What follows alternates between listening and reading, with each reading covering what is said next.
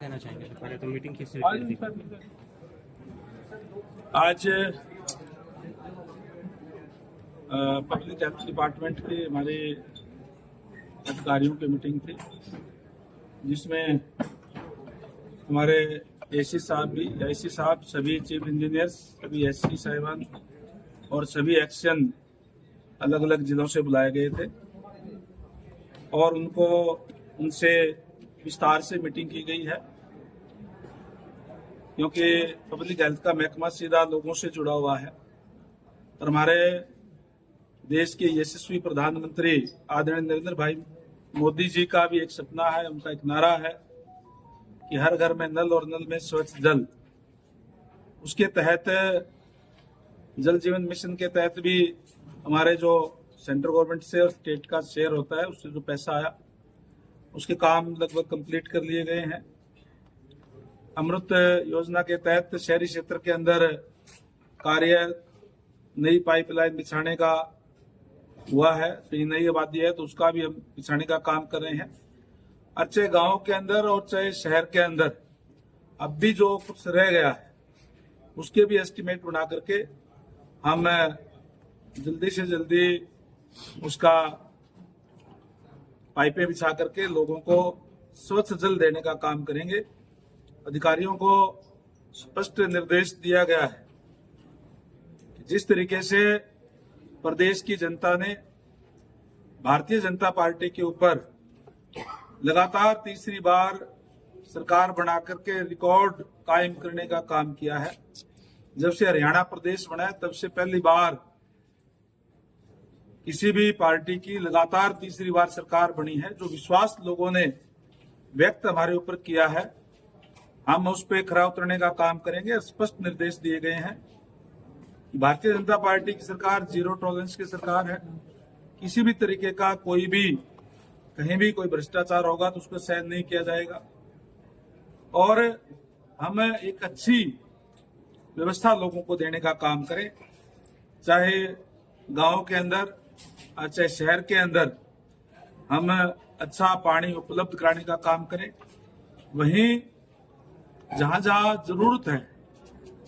वहां नए प्रोजेक्ट बना करके भी आगे का विजन लेकर के, क्योंकि कोई भी प्रोजेक्ट अगर हम बनाते हैं, चाहे वो सीवरेज का है चाहे पानी की व्यवस्था का है, तो अगले आने वाले 20-25 साल तक और आबादी कितनी बढ़ती है उसी हिसाब से हम बनाने का काम करें। ये भी अधिकारियों को स्पष्ट निर्देश दिया गया है और मैं समझता हूं कि हमें जो हमारा कार्य चल रहा है उसमें और ज्यादा सुधार करते हुए हम अच्छी व्यवस्था देने का काम प्रदेश के लोगों को करेंगे।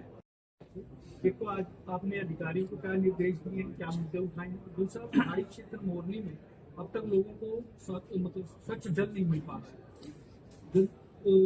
शिविरों में भी शिकायतें आई और समाधान भी हुए, लेकिन स्थायी तौर पर लोग जो है अभी भी मांग कर रहे हैं कि वहाँ पे पर्टिकुलरली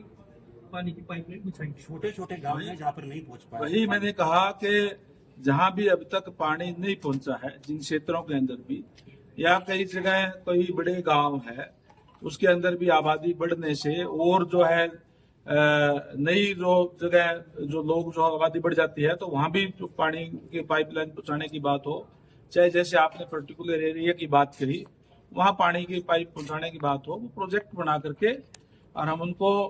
हमारा देखिए स्पष्ट ये है कि पानी के बगैर जीवन संभव नहीं है। हम हर घर में नल और नल में स्वच्छ जल, जो माननीय प्रधानमंत्री जी का नारा है, उसको साकार करने का काम करेंगे और जहां भी अब तक पानी नहीं पहुंचा वहां भी हम पानी पहुंचाने का काम करेंगे। जहां कोई नई कॉलोनियां हैं जिनको अभी अप्रूव्ड किया गया है, जहां ये मूलभूत सुविधाएं नहीं है, वहां भी हम पानी पहुंचाने का काम करेंगे। हमारी एक और भी स्कीम है कि जिस गांव की आबादी 10,000 या उससे ज्यादा है उसमें उसको हम महाग्राम योजना के तहत ले रहे हैं और वहां हम सीवरेज की पानी की सारी व्यवस्था देने का काम करेंगे। शहरी क्षेत्र के ऊपर जिस तरीके से जो सारी सुविधाएं होती है सीवरेज की पानी की, वो हम गाँव में भी देने जा रहे हैं और इसके तहत ने 16 गांव कंप्लीट कर भी ली है, जिसके अंदर पूरी तरीके से सीवरेज भी है पानी की व्यवस्था भी है, पानी की कैपेसिटी वहां बढ़ाने का काम हमने किया है और 5 गांव 31/12 तक और कंप्लीट हो जाएंगे और टोटल ने 144 गांव जो है उनका ऊपर ये आगे के कार्य हमारे चल रहा है, कोई एस्टिमेट बनाना, कोई और जो प्रोसेस के अंदर है जिसको हम आने वाले समय के अंदर लेंगे। उन गांवों के अंदर भी जो बड़े गांव है, मैंने जैसे कहा कि 10,000 या उससे ऊपर की जो आबादी है उनको भी सारी की सारी सुविधाएं देने का काम हम गांव के अंदर भी शहरी तर्ज पे ऊपर करने का काम करेंगे।